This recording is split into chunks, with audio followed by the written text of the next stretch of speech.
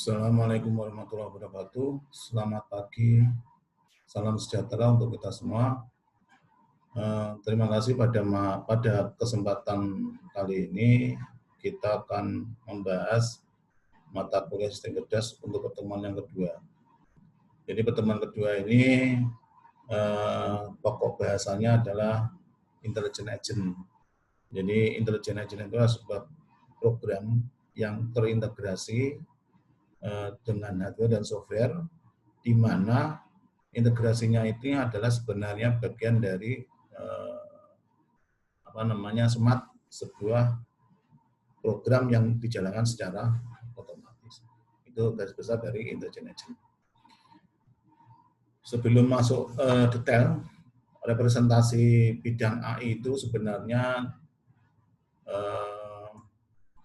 sudah digunakan ya, di dalam cabang ilmu-ilmu lain. Jadi kita sudah beruntung ya, jadi orang teknik informatika itu yang paling bawah ini adalah ilmu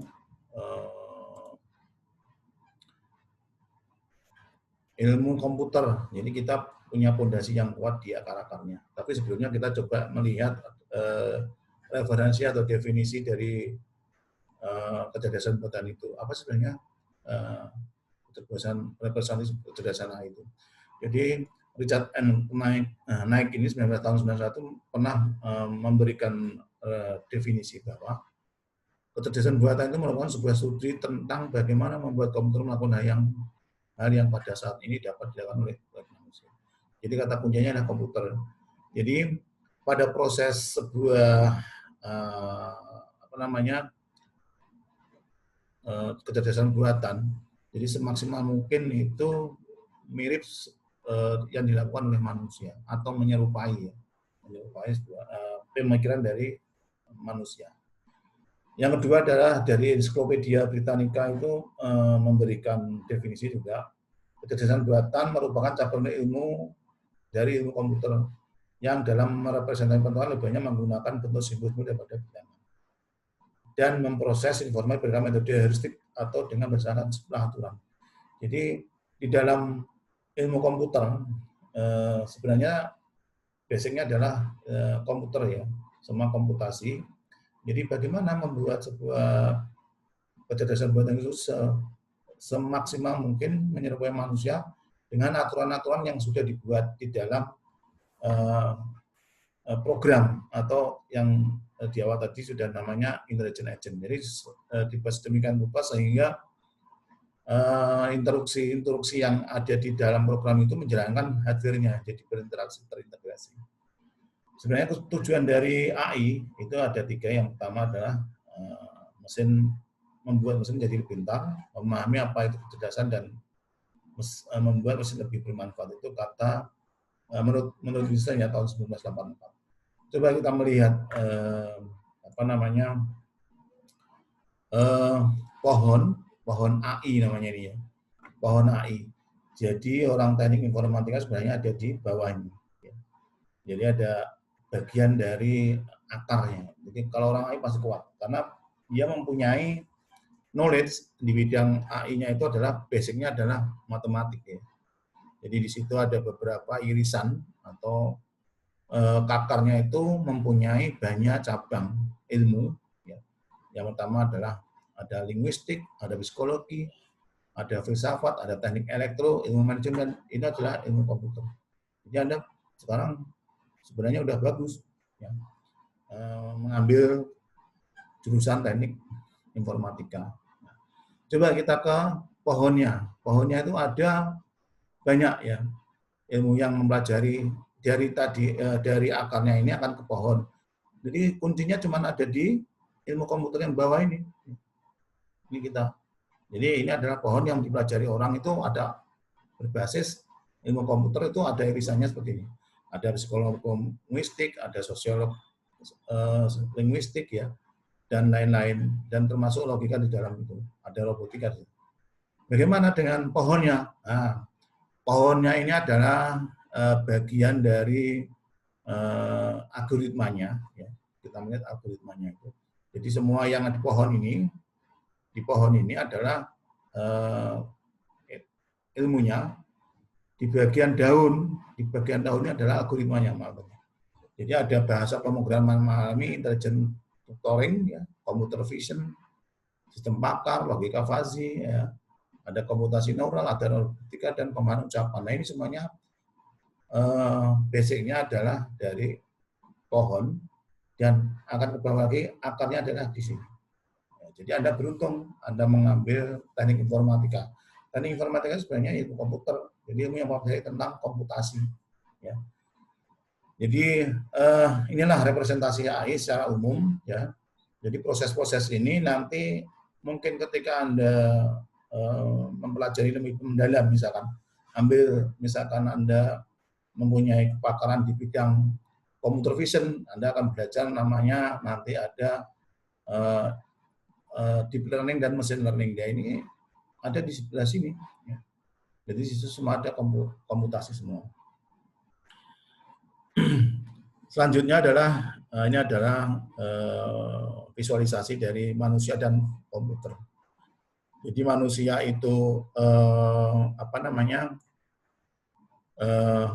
selalu belajar, ya, dari pandangan, dari rasa dan segalanya.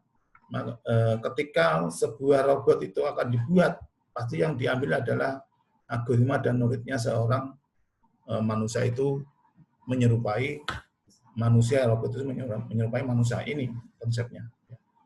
Dan yang kedua adalah komputer. Komputer itu sebenarnya hanya menemukan informasi, ya.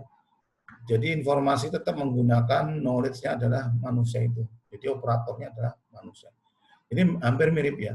Jadi kalau yang di bawah ini adalah komputer, ini adalah tidak bisa bergerak, ya, hanya menemukan informasi. Tapi kalau ini bisa menampilkan informasi atau knowledge-nya seperti manusia, yaitu apa istilahnya manusia versus komputer. Ini adalah Alan Turing. Ya, Alan Turing itu menggunakan penemu mesin Turing, ya. Mesin Turing itu kalau kita lihat di banyak referensi itu sebenarnya dia mengubah encrypt menjadi decrypt, ya, tahun 1950. Jadi pada tahun 1950 itu si Turing itu mengusulkan untuk melakukan pertanyaan, can machine think dengan can machine behave like human. Jadi apa yang terjadi di situ? Jadi mesin itu tidak bisa digunakan, ya, digunakan tanpa bantuan manusia, ya, bantuan manusia. Jadi kalau mesin itu digunakan, contohnya yang mesin Alan Turing itu, jadi bagaimana membuat sebuah konsep encrypt decryptnya itu bisa dipecahkan. Nah, ini adalah bisa digunakan oleh manusia. Ya.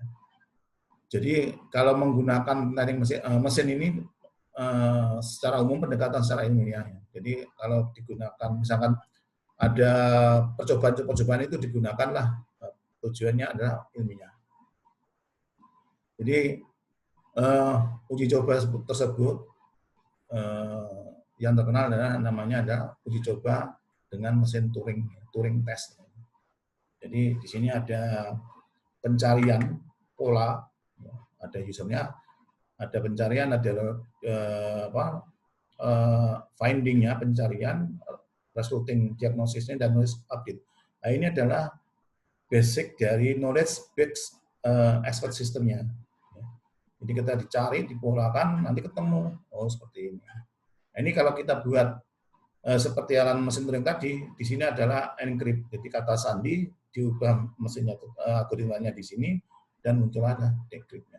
Jadi tahun 1950 sebenarnya sudah ada mekanisme untuk membuat mesin itu bisa digunakan oleh manusia dari percobaan Alan Turing.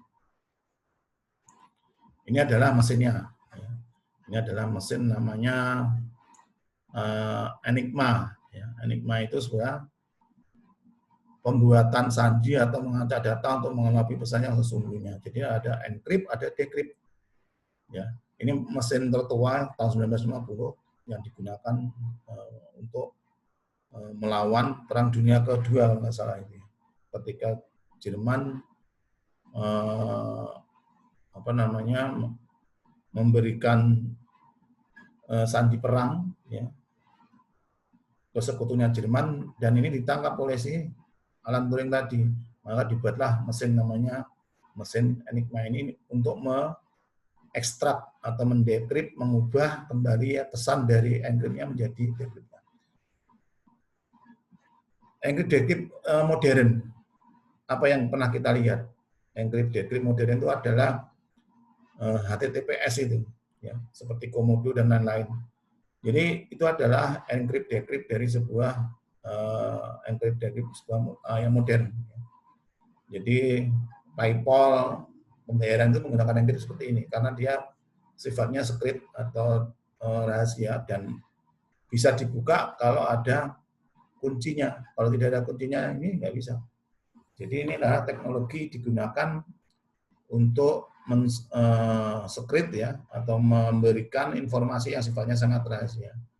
Jadi kalau di dunia di internet itu ada HTTPS itu ya, ada sertifikatnya. Jadi kalau kita beli untuk SSL namanya, Secure Layer itu, ya, Service Secure Layer, ya, itu SSL itu adalah ini bagian dari enkrip-dekrip modern.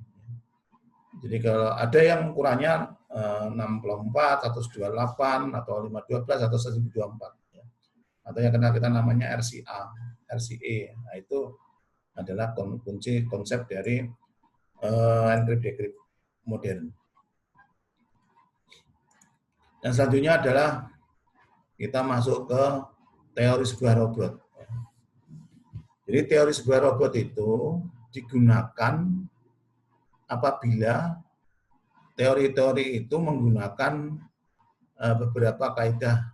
Ya. Yang pertama adalah ada perception, ada action, ada environment, ada agent. Nah, kita tadi belajar agent, agentnya ada di sini. Perception, konsepnya adalah seperti ini. Ini yang dibuat oleh Russell, Norvig ya, tadi bukunya Artificial Intelligence, pendekatan modern. Jadi ada 3 ini. Ya. Di sini ada perception. Perception itu berarti bagaimana kita melihat lingkungan sekitar itu, dan ada actionnya. Tangan ini adalah actionnya. Dan environment ini adalah lingkungannya. Ya. Agent berarti di sini. Sensornya ada di mata, di kamera ini. Ya, namanya konsep dari robot pada umumnya. Jadi perception itu masukan yang ditangkap oleh dari sensor. Ditangkap, perceptionnya apa? Misalkan di sini ada benda yang menghalangi, dia diolah menggunakan agentnya di sini. Action. Jadi setelah diterima oleh sensor, ada pergerakan tangan. Kalau ada benda di sini menghalangi, tangan ini akan bergerak, tangan robot ini. Makanya dinamakan action. Terus environment-nya, lingkungan itu adalah lingkungan yang ada bendanya di depan itu. Contohnya seperti itu ya. Jadi environment ini sebenarnya lingkungan di mana si hakim itu berada. Jadi kalau kita ini ada robot, di sini ada penghalang, dia akan bergerak sesuai dengan urutan dari agentnya seperti apa. Jadi kalau ada yang menghalangi, dia akan action, akan bergerak. Dan yang terakhir adalah agent. Nah, agent inilah yang ada di otak kita, namanya agent. Kalau di robot namanya agent, atau yang dikenal dengan mikroprosesornya ada di sini. Mind expertnya ada di sini ya.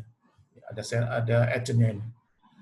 Jadi konsep robot ini sebenarnya sederhana, cuma ada 4. Ketika ini dibuat sedemikian rupa sehingga robot-robot itu menyerupai manusia, ya ini namanya adalah smart ya.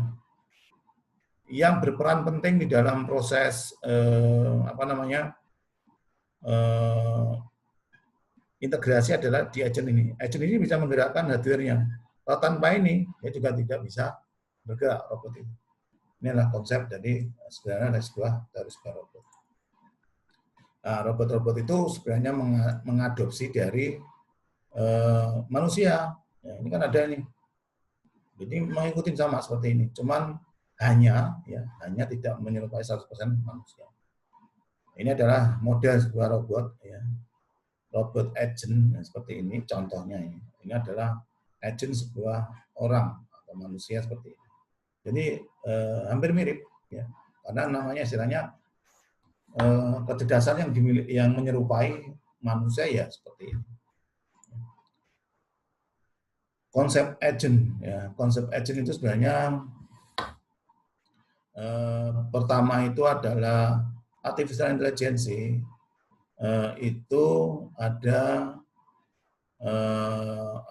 definisinya. Jadi segala sesuatu yang dapat dipandang, menangkap lingkungan melalui sensor dan bertindak terhadap lingkungan melalui efektor tadi.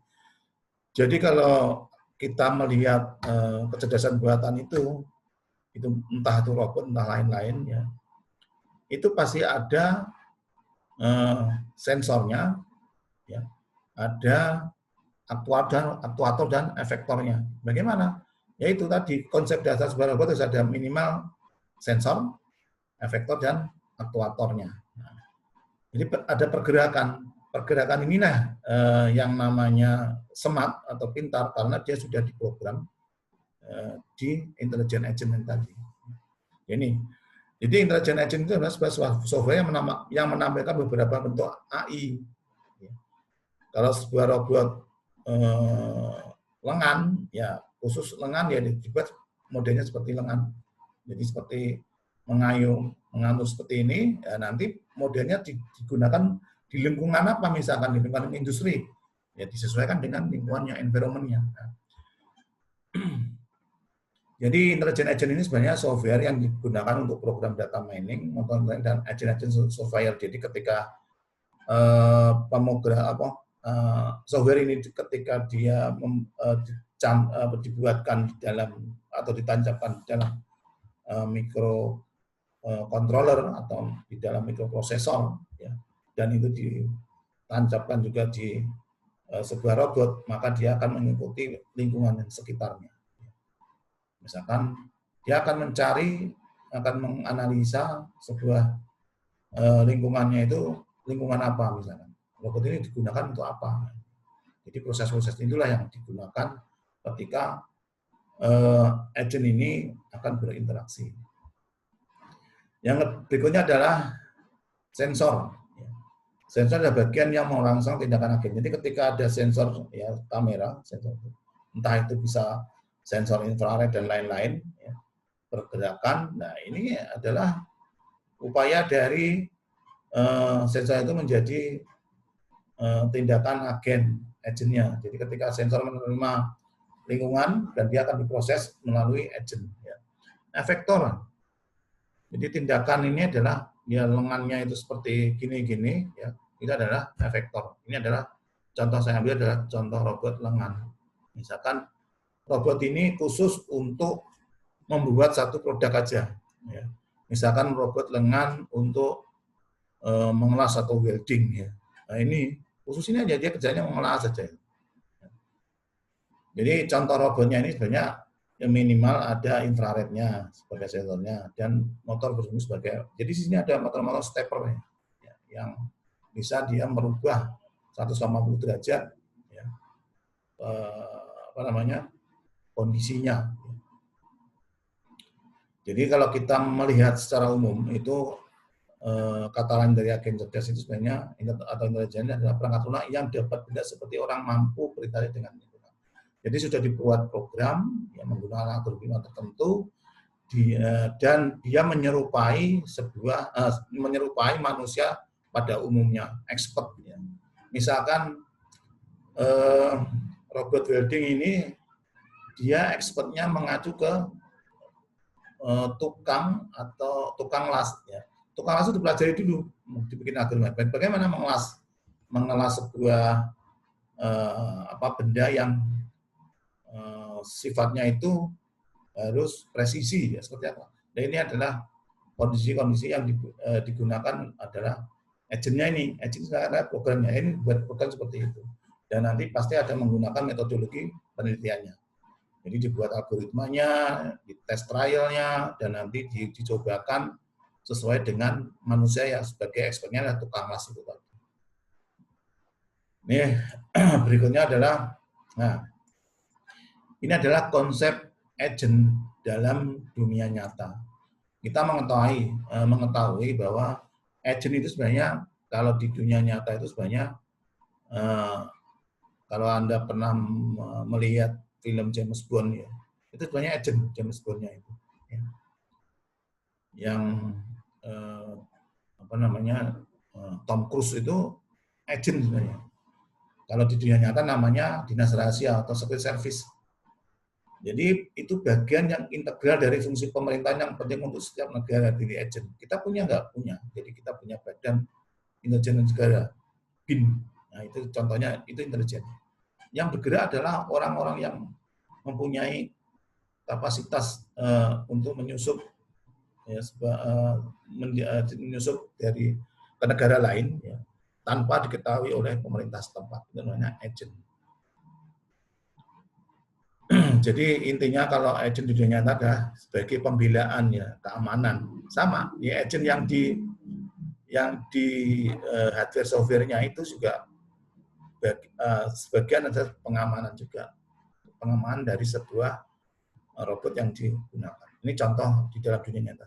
Jadi agent kalau kita analogikan sebuah film James Bond ya seperti itu. Ya. Dia berkelana ke sana kemari mencari informasi, mencari misalkan dia mencari beberapa produk yang hilang, curi. Itu bisa juga ini diterapkan di dalam robot. Ini contoh sederhana. Yang berikutnya adalah konsep agen sebuah robot. Agen ini tadi kita sudah melihat agen secara visual, sekarang di dunia nyata. Sekarang kita melihat agen cerdas di sebuah robot. Nah, ini adalah contohnya. Ini adalah gambar model skate ya. Jadi kita tidak melihat bentuknya, tapi membuat mekanismenya ini atau bagaimana kita melihat bagian-bagian sebuah robot secara umum. Jadi agen cerdasnya itu adalah di sini ya agennya ini. Jadi semua tadi adalah yang menggerakkan adalah agent ini. Agent adalah bahasa pemrograman yang ditancapkan di sebuah microchip ya atau mikroprosesor di mana program itu berinteraksi dengan lingkungan sekitarnya. Misalkan tadi ada robot ngelas atau welding, ya lingkungannya ya di situ-situ aja, ya tidak kemana-mana. Jadi proses itulah yang namanya lingkungannya, tergantung lingkungan untuk apa. Jadi kalau kita melihat keterangan ini, sensor itu kamera. Kalau dua ini berarti dia motornya, aktuator, efektornya ini ya. Terus ada masukan indera agen atau histori, tiganya, perception.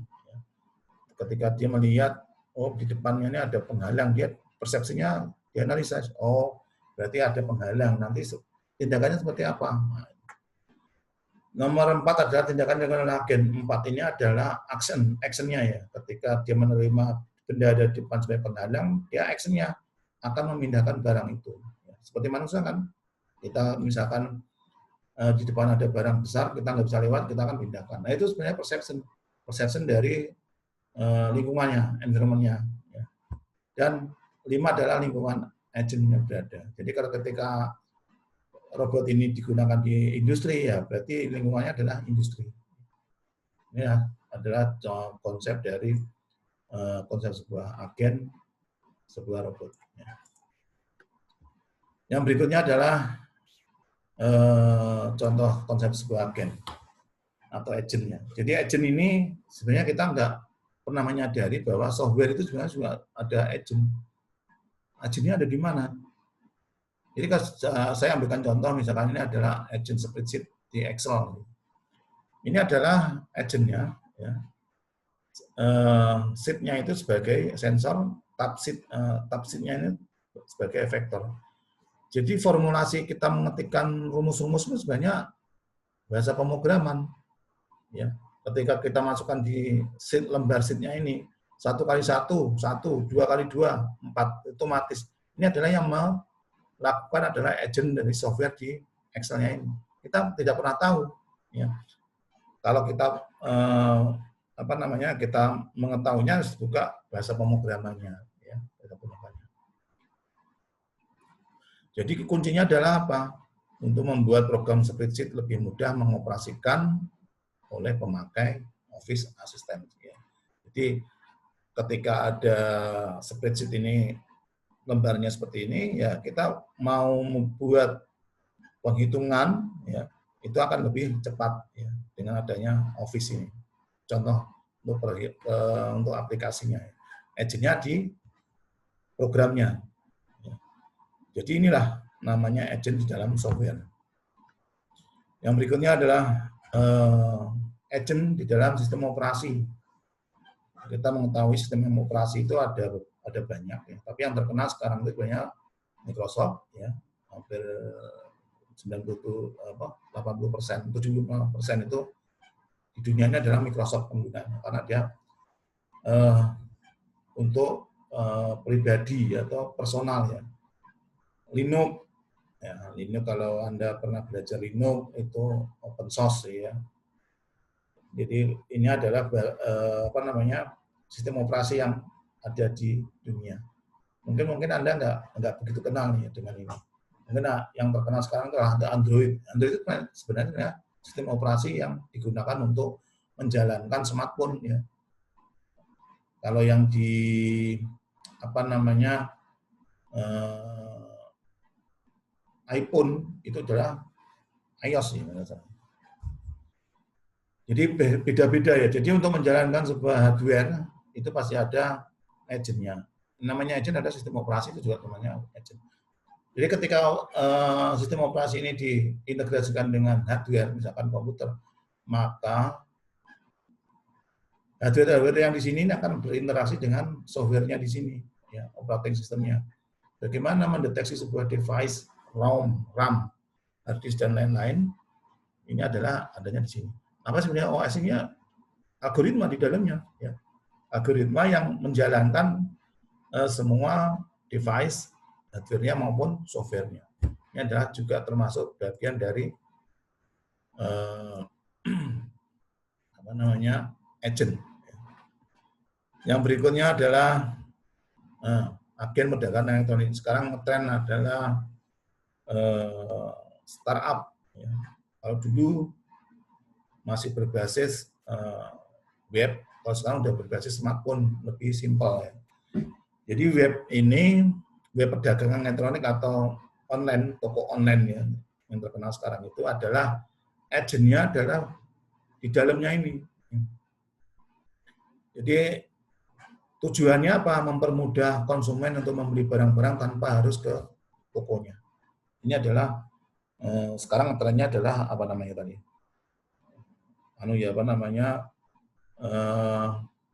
Startup namanya. Jadi aplikasi startup ya ini. Jadi agentnya ada di seperti di dalam ini. Jadi contohnya misalkan Anda beli laptop. Anda mulai dari beli milih barang sampai prosesnya tanpa melibatkan Anda datang ke toko itu. Hanya menggunakan alur-alur yang disediakan untuk pembayaran, step-stepnya. Jadi nanti Anda datang, Anda buka, ya, nanti beli barang laptop, ya, nanti terus dilanjutkan ke bagian jenis barangnya apa aja Anda pilih. Setelah dipilih, Anda konfirmasi mau pembayaran ini, dan nanti akan melalui bank apa, atau sekarang sudah terkenal menggunakan misalkan pembayaran elektronik ya, PayPal itu juga bisa itu. Sekarang udah banyak yang terintegrasi seperti itu. Jadi konsep itu nanti terhubung ke bank, terus ke shippingnya, pengirimannya, ke customernya ya, terus ke produk. Select produknya ini kan pabrik yang menyediakan. Jadi ketika message dari kita bahwa kita beli laptop, dengan ukuran layar 12 in ya, dengan speknya sekian-sekian, dia akan di submit ke bagian-bagian contoh yang di sebelah sini, sebelah kanan ini. Ya. Dan ini semuanya menggunakan elektronik ya, tanpa ada yang manual. Jadi nanti ketika Anda sudah deal pembayaran, ya, nanti yang menggunakan bank apa dan ini sudah menjadi satu kesatuan dan integrasi, ya. Jadi satu sama lain menguntungkan dan efisien. Ya, proses inilah yang di dalam agentnya itu seperti itu. Dan agent ini terus berkembang ketika Anda membeli sesuatu tadi, satu laptop, dan itu akan muncul ya secara trigger ya, berapa hari, berapa minggu itu terus muncul terus. Seolah-olah kita diajak beli lagi. Nah, kenyataannya seperti itu. Itu yang terjadi di toko online ya, atau e-commerce ya, seperti itu. Jadi model-model inilah yang di dalam agent untuk software seperti itu. Yang berikutnya adalah rasional dan irasional. Jadi irasional ini digunakan ketika agent-agent itu melihat lingkungan, bahwa ketika ada halangan robot, ada halangan di depannya, dia akan berpikir kira-kira saya kira-kira di dalam robot ini akan bertindak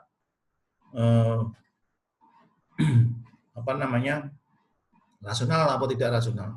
Jadi kalau robot itu pasti rasional ya. Ketika diberikan halangan pasti akan dipindah. Tapi kalau dengan manusia akan berbeda. Jadi robot itu konsepnya pasti kalau enggak iya tidak, rasional ya pasti. Tujuannya apa? Tujuannya ya memindahkan penghalang itu ke tempat lain yang tidak menghalangi sebuah robot itu akan bekerja. Tujuannya atau goalnya. Jadi optimalisasinya itu sebenarnya rasional, iya dan tidak aja di robot itu. Nggak ada pilihan itu nanti saya pindahkan nanti aja, nggak mungkin ya.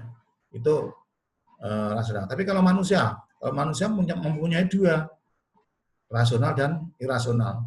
Ketika ada halangan di depan, ada halangan yang kita mau jalan, ya, itu bisa kita pindahkan, bisa enggak. Ya. Ketika barang itu kecil, ya udah biarin aja, biarkan saja. Tapi barangnya besar, kita lewat sampingnya. Berarti kan banyak option. Jadi manusia itu bisa membedakan yang rasional dan tidak rasional. Nah, itu bedanya di situ.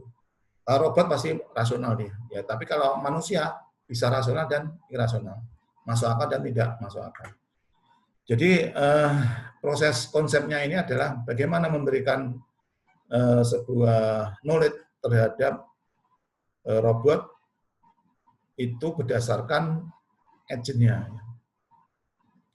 Jadi agentnya itu sebuah programnya dibuat algoritma seperti ini, ketika diberikan halangan pasti akan dipindah. Ya. Jadi prosesnya adalah sederhana. Ya tidak. Oke, jadi kita lanjut ke karakteristik agent. Jadi sebuah agen itu juga memiliki karakteristik yang menggambarkan kemampuan dari agentnya itu sendiri. Jadi agentnya misalkan tadi agent untuk untuk ngelas, untuk welding, ya ngelas saja agentnya, tidak bisa untuk pekerjaan yang lain. Jadi hanya mengelas saja. Jadi karakteristik ini jadi diterapkan, maka robot itu akan menjadi cerdas ya, cerdas. Dan ibaratnya kalau dia di industri akan memberikan kontribusi terhadap produksi ya, yang tadinya misalkan itu manusia menggunakan 10 orang, robot ini cukup 5 orang. Dengan apa? Dengan memberikan kemampuan di bidang misalkan pekerjaan tertentu. Jadi ada beberapa kriteria atau jenis ya, atau karakteristiknya ya. Jadi karakteristiknya itu apa aja? Pertama adalah autonomus atau reaktif, proaktif, fleksibel, robust, rasional, dan sosial situasi ya. Jadi tergantung robot ini digunakan untuk apa. Kuncinya ada di situ. Saya membuat robot untuk apa? Kalau membuat misalkan robust ya nanti digunakan ketika itu sebagai pendeteksi. Kalau rasional ya tadi bisa banyak hal digunakan rasional itu. Ya. Robot untuk mengebor itu kan berarti rasional dia, mengebor tambang. Ketika di situ ada hambatan terus maka dia akan mengebor terus.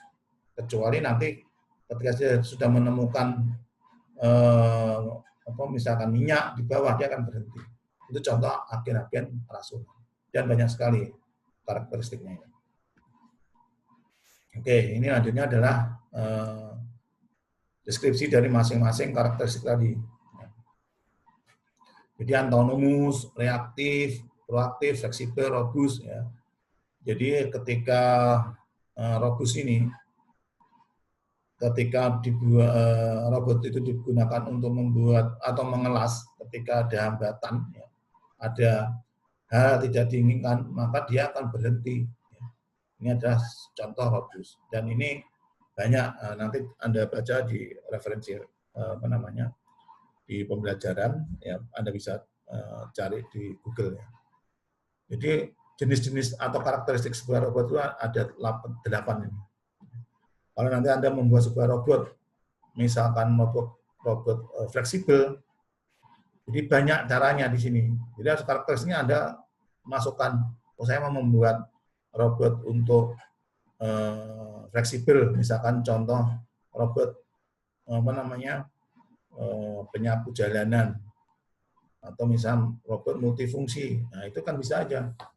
Tergantung nanti algoritmanya seperti apa, Anda membuat metode penelitian dan nanti dituangkan dalam sebuah algoritma. Dan ini semua menjadi bagian dari konsep AI. Ya. Ini adalah jenis agentnya. Kalau tadi karakteristiknya, sekarang jenisnya. Jadi jenisnya ada 5, ada simple, ada model, base, ada goal base, ada utility, dan learning. Ya.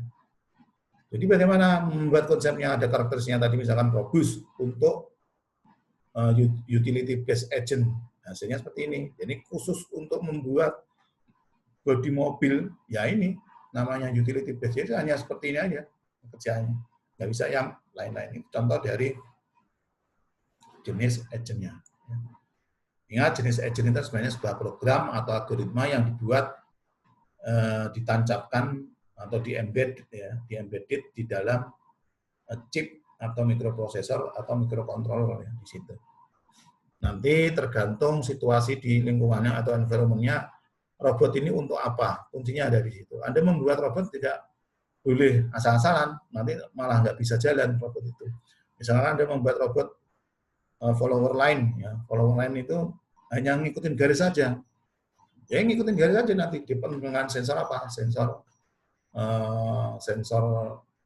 cahaya itu atau infrared itu biasanya. Jadi contoh-contoh itu banyak nanti konsepnya. Tapi intinya dasarnya adalah Anda punya teori karakteristiknya, agentnya ya, dan teori dari jenisnya. Yang berikutnya adalah representasi atau deskripsi dari model agent tadi. Jadi ini adalah konsepnya, konsep secara makronya ya. Ada simple reflect agent, ada model based reflect agent, ya, terus ada goal based agent dan utility based agent dan lain-lain. Nah, ini adalah konsep-konsep dari deskripsi dari model jenis agentnya. Anda bisa pelajari nanti. Kuncinya di sini adalah goal-nya, goals-nya itu untuk apa? Ini semua ada di konsep ini. Yang berikutnya adalah terakhir ya, selesai tadi. Jadi inilah konsep dari robot atau AI berdasarkan karakteristik agentnya ya. Jadi proses-proses ini digunakan ketika orang akan membuat sebuah robot. Robot ini yang digunakan goal-nya tergantung apanya. Ya. digunakan untuk apa. Ini adalah konsep-konsep sederhana di dalam kajiannya. Mungkin dari beberapa konsep ini Anda nanti sudah mempunyai pemikiran bahwa penelitian nanti Anda akan menggunakan robotika ini sebagai bahan ujian skripsi. Boleh aja, silakan. Misalkan Anda kerja di perusahaan otomotif atau pekerjaan yang lainnya yang menggunakan berinteraksi dengan kecerdasan buatan, silakan. Ini adalah konsep awalnya. Oke, mungkin untuk pertemuan kedua saya cukupkan sekian. Misalkan nanti ada pertanyaan, silakan nanti ditulis, dan untuk pertemuan berikutnya nanti bisa kita bahas bersama-sama. Terima kasih. Wabillahi taufiq wa hidayah. Wassalamualaikum warahmatullahi wabarakatuh.